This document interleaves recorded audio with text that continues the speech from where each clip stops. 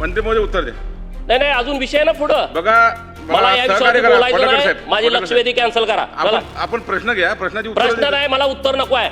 तुम्हाला जर न्याय द्यायचा नसेल, एवढा मोठा विषय 2-3 लाख लोकांच्यावरती अन्याय केलाय, आपण प्रश्न आणि घ्या ही ना जर मग. सरकारची भूमिका असेल तर ही चुकीची भूमिका आहे. आपण प्रश्न विचारा, उत्तर घेईल. प्रश्न काय विचारूच देत नाही तुम्ही, तर काय बोलणार आहे या विषयावरती? काय कळालं तुम्हाला या विषयामध्ये? वास्तविक वेळेवर तुम्ही उपस्थित नव्हते. ज्या लक्षवेधी ही ऐकून घ्या. ऐकून घ्या. आता उत्तर द्या. तुम्ही मला ऐकू नका म्हणजे या काही किरकोळ विषय नाही. जमत नसेल तर मी बोलत नाही. मला काय नुसतं बाहेर बातमी देण्यासाठी बोलायचं नाही. विषय जर सविस्तर पडळकर साहेब, कळाला. एक लक्षात घ्या, आज 17 लक्षवेधी मी दाखवलेल्या 3 वेळा हा आहेत. विषय सभागृहात आपल्याला मांडलाय. त्या जर वेळेमध्ये तुम्हाला घ्यावे वेळ लागेल. नसेल आपण तर मी या पॉइंटेड प्रश्न विषयावरती बोलत विचारा नाही. मला आणि नुसतं पॉइंटेड काय या उत्तर विषयावरती मंत्री बोलायचं नाही. महोदयांनी अध्यक्ष महोदय, 3-4 अधिवेशनामध्ये मी सातत्यानं या विषयावरती लक्षवेधी मांडित आहे. मी विधान परिषदेचा आमदार असल्यापासून या सगळ्या विषयावरती भूमिका मांडतोय. आपल्या माध्यमातून माननीय मंत्री महोदयांना माझी हात जोडून नम्रतेची विनंती आहे की हा प्रश्न महाराष्ट्रातील SC, ST, OBC, minor OBC, VJNT या सर्व कॅटेगरीतील लोकांच्या वरती इफेक्ट करणारा विषय आहे. राज्यातील सरळ सेवा शिक्षक भरती संवर्गातील बिंदू नामावलीमधील तपासणीमध्ये मोठ्या प्रमाणामध्ये घोटाळा केलेला आहे. आणि अध्यक्ष महोदय, 2-3 लाख हा नुसते मी शिक्षण विभागाचा मांडतोय, पण सर्व विभाग मग आरक्षण देऊन उपयोग काय? आज जर तुम्ही कायदा काय म्हणतोय, बिंदू नामावली 1970ला पहिल्यांदा आली आणि त्यामध्ये अनेक वेळा बदल झाले. जेव्हा जेव्हा रिझर्वेशन OBCचं रिझर्वेशन आलं, बिंदू नामावली चेंज झाली. नंतर VJNT त्यामध्ये प्रवर्ग तयार केला. 97ला परत ते बिंदू नामावल्या बदलल्या. 2018ला मराठा आरक्षण आलं, परत बिंदू नामावली बदलली. परत मराठा आरक्षण रद्द झालं, परत चेंज झाली. परत नव्यानं मराठा समाजाला आरक्षण दिलं, बिंदू नामावली बदलली. तर अध्यक्ष महोदय, ह्या विषयामध्ये बिंदू कसे निश्चित करायचे याची एक प्रक्रिया आहे. निवड सूची, निवड यादी. पडळकर साहेब, पॉइंटेड प्रश्न घ्या.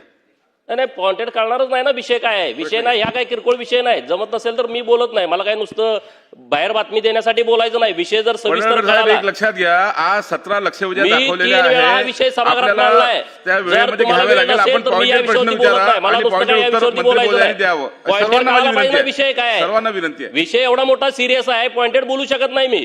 मला सविस्तर वेळ द्या या विषयामध्ये बोलायचा. हा मागासवर्गीयचा सगळा विषय आहे. बिंदूमध्ये बदल झालाय आणि ह्याच्याबद्दल सरकारनं निर्णय दिलेले आहेत. सरकारचे निर्णय काय आहेत? 1997चं पत्रक आहे. सरकारचं भूमिका आहे की जर एखादा मुलगा मागासवर्गीय असेल आणि तो मेरिटमध्ये आला, तो खुल्यामध्ये बसत असेल तर तो खुल्यामध्ये घ्यावा. आता काय करतायत हे सगळे लोक, अधिकारी लोक, मागासवर्गीयांची मुलं ओपन मेरिटमध्ये आल्याच्या नंतर तुम्ही ओपन मेरिटमध्ये दाखवत नाही त्यांना, परत तुम्ही त्याच्या जातीच्या बिंदूवरती दाखवताय. जातीच्या बिंदूवरती दाखवल्यानंतर त्याला जागाच मिळणार नाही ना. बरं, हे मी पुरावे घेऊन आलोय. मी काय असं तुम्हाला फेक बोलत नाही. अहो, मी या कळणारच नाही विषय. मी 3 वेळा बोललोय, नुसतं 3 वेळा बैठका केल्या. प्रश्न घ्या, उत्तर देतील. नाही, मला एक विषय तुम्हाला समोर द्यायचा आहे. कुठला द्यायचा आहे? पुणे महानगरपालिकेचा. पुणे महानगरपालिकेमध्ये 2009 पासून ही जी शिक्षकांची भरती झाली, या भरतीमध्ये एक निगडे मिलन या व्यक्तीला 66.67 मार्क्स मिळाले. हे ओपनच्या यादीमध्ये आहेत. आणि OBCच्या यादीत दाखवलेली 16 मुलं, SCच्या यादीत दाखवलेली 3 मुलं, NTच्या यादीत दाखवलेली 2 मुलं, ही 66.67 पेक्षा जास्त आहेत मार्क. त्यांना खुल्या प्रवर्गात दाखवण्याची आवश्यकता होती, परंतु त्यांना खुल्या प्रवर्गात दाखवलं नाही. मंत्री महोदय उत्तर द्या. नाही, अजून विषय ना पुढं. बघा, मला या विषयावर बोलायचं नाही. माझी लक्षवेधी कॅन्सल करा. आपण प्रश्न घ्या. प्रश्नाची उत्तर प्रश्न नाही, मला उत्तर नको आहे. तुम्हाला जर न्याय द्यायचा नसेल, एवढा मोठा विषय 2-3 लाख लोकांच्यावरती अन्याय केलाय, आपण प्रश्न आणि घ्या ही ना जर मग. सरकारची भूमिका असेल तर ही चुकीची भूमिका आहे. आपण प्रश्न विचारा, उत्तर घेईल. प्रश्न काय विचारूच देत नाही तुम्ही, तर काय बोलणार आहे या विषयावरती? काय कळालं तुम्हाला या विषयामध्ये? अध्यक्ष महोदय, सन्माननीय पडळकर साहेब, विषयाचं गांभीर्य लक्षात घेऊन वास्तविक वेळेवर तुम्ही उपस्थित नव्हते. या लक्षवेधी ही ऐकून घ्या. ऐकून घ्या. आता उत्तर द्या. तुम्ही मला ऐकू नका म्हणजे अरे, उत्तर घ्या. उत्तर घ्या. मी अतिशय नम्रतेने आपल्याला सांगू इच्छितो, आपण नव्हते तरी मी थांबून राहिलेलो आहे. विषयाचं गांभीर्य लक्षात घेऊन आणि अध्यक्ष महोदय मी तुम्हाला विनंती केली की चौथी लक्षवेधी परत घ्या हो बरोबर. आणि म्हणून माझी आपल्याला विनंती आहे की वस्तुस्थिती समजून घ्या. विषयाचं गांभीर्य आम्हाला पण आहे. आपण जे काही मुद्दे उपस्थित करत असाल त्या मुद्द्यांचं चौकशी करू, कारवाई करू. परंतु आत्ताच्या घडीला जी काही आकडेवारी आहे आणि जी काही कार्यपद्धती संपन्न झालेली आहे ती पण तुम्ही ऐकून घ्या. अध्यक्ष महोदय, आत्ताच्या घडीला अस्तित्वातली जी काही नियम पद्धती आहे त्याप्रमाणे अनुसूचित जातीच्या करता 13%, अनुसूचित जमाती करता 7%, विमुक्त जाती करता 3%, भटक्या जमाती करता 2.5%, भटक्या जमाती करता 3.5%, भटक्या जमाती डी करता 2%, इतर मागास वर्ग प्रवर्ग ओबीसी याकरता 19%, विशेष मागास प्रवर्ग एसबीसी याच्याकरता 2% आणि ईडब्ल्यूएस करता 10%. पुढची कोणती घ्यायची? अशा पद्धतीची आरक्षणाची त्या ठिकाणी टक्केवारी आहे मधले घेऊ का? आणि त्या पद्धतीने ही भरती संपन्न होते आहे. अध्यक्ष महोदय, ज्या काही नियुक्त प्राधिकारी संस्था आहेत, महानगरपालिकेच्या बाबतीमध्ये आयुक्त महोदय असतील, जिल्हा परिषदेच्या बाबतीमध्ये मुख्य कार्यकारी अधिकारी आणि खाजगी शाळांच्या बाबतीमध्ये संबंधित संस्था या नियुक्त प्राधिकारी म्हणून बिंदू नामावली तयार करून सामान्य प्रशासन विभागाच्या अंतर्गत असणाऱ्या सहाय्यक आयुक्ताच्या माध्यमातून मागासवर्गीय कक्ष यांच्याकडे तपासणी करता पाठविल्या जातात आणि ती तपासणी करून सहाय्यक आयुक्त मागासवर्गीय कक्ष बिंदू नामावली तपासून प्रमाणित केली जाते. ही बिंदू नामावली प्रमाणित करण्याच्या नंतर मग पुढची प्रोसेस त्या ठिकाणी संपन्न केली जाते. अध्यक्ष महोदय, ही पण वस्तुस्थिती आहे की आताचे जी काही आरक्षण टक्केवारी आपल्याला या ठिकाणी सांगण्यात आलेली आहे, या आरक्षण टक्केवारीमध्ये जर मेरिटमध्ये कोण असेल तर तो जनरलमधनं येत असतो आणि त्या पद्धतीनेच त्या ठिकाणी भरती केली जाते. अध्यक्ष महोदय, आत्ताच्या घडीला पहिल्या टप्प्यामध्ये विभागाच्या वतीने जे काही मुलाखतीसह आणि मुलाखतीशिवाय अशी 21,839 पदांची जाहिरात प्रसिद्ध झाली. त्यामध्ये आरक्षित प्रवर्गाची 15,670 व खुल्या प्रवर्गाची 6,169 पदं होती. यामध्ये आरक्षित पदांवर शिफारस झालेले उमेदवार 13,026 असून खुल्या प्रवर्गावर शिफारस झालेले उमेदवार 5,008 आहे. याचा अर्थ असा आहे की कुठल्याही आरक्षित पदावर कोणावरही अन्याय झालेला नाही. उलट पक्षी त्याच्यापेक्षा जास्तीचे उमेदवार त्या ठिकाणी आलेले आहेत, म्हणजे कदाचित बॅकलॉग असेल पाठीमागच्या काळामध्ये.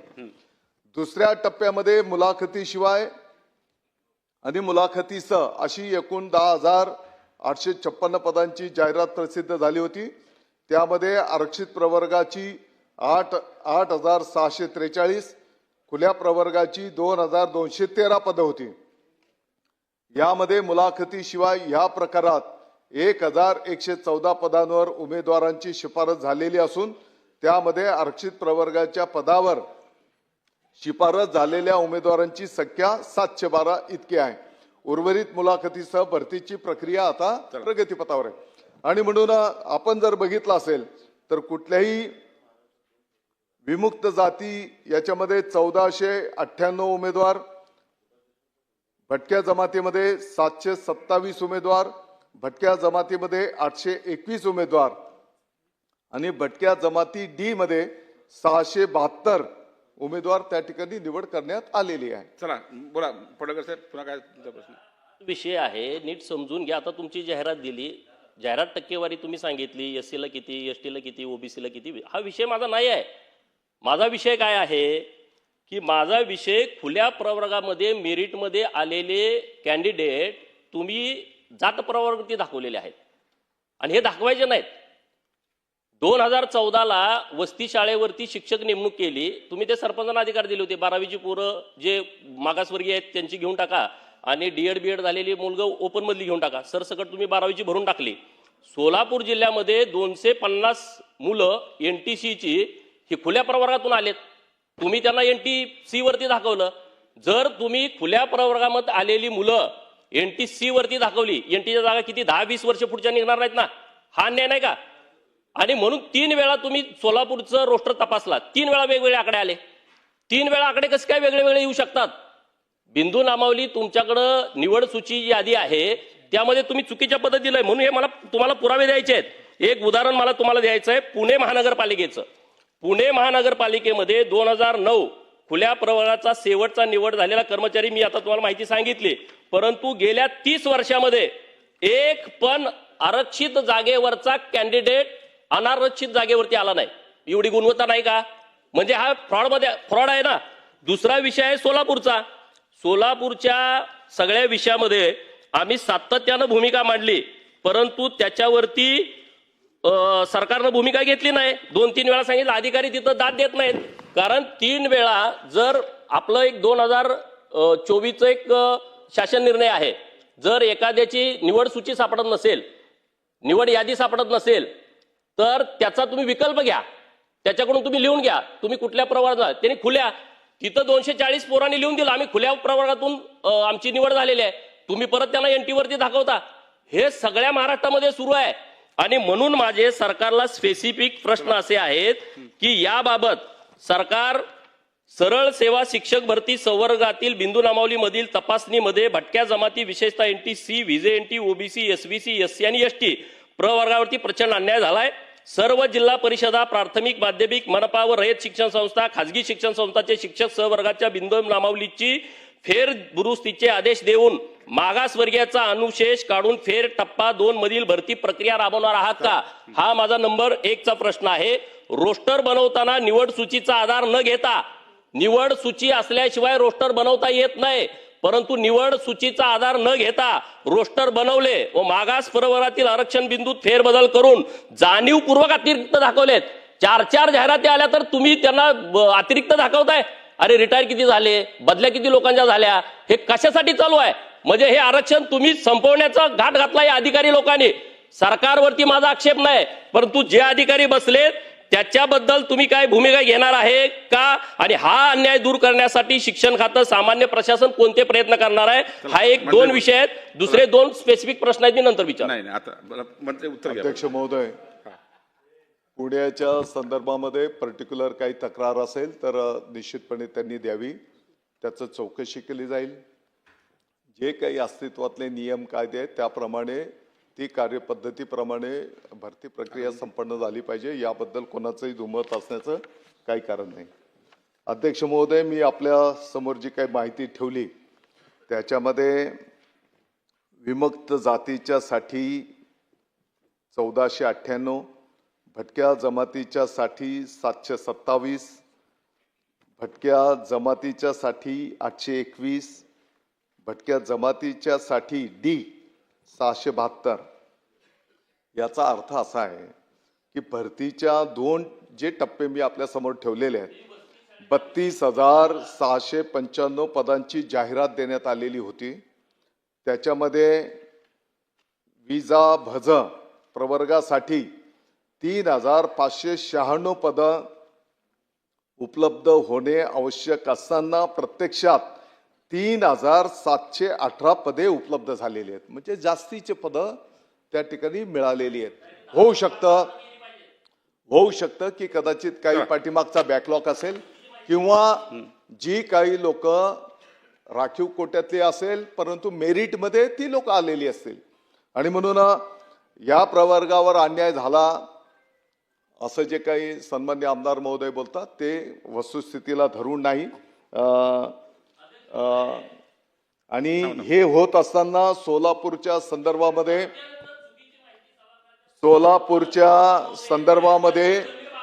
जी काही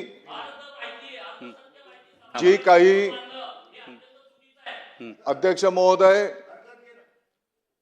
महोदय सोलापूरच्या संदर्भामध्ये जो काही मुद्दा सन्मान्य आमदार महोदयांनी या ठिकाणी उपस्थित केलेला आहे, यामध्ये शिक्षणाधिकारी जिल्हा सोलापूर, जिल्हा सरकारी वकील जिल्हा व सत्र न्यायालय पुणे, सहाय्यक आयुक्त मागासवर्ग कक्ष पुणे, उप आयुक्त समाज कल्याण आयुक्तालय पुणे यांनी त्या चौकशीचा अहवाल पण दिलेला आहे अध्यक्ष महोदय. आणि त्या अहवालामध्ये स्पष्टपणे कुठेही बिंदू नामावली जे काही आरक्षण आहे याच्यामध्ये काही चुकीचं काम झालेलं नाही असं स्पष्टपणे या ठिकाणी या अहवालामध्ये नमूद केलेलं आहे.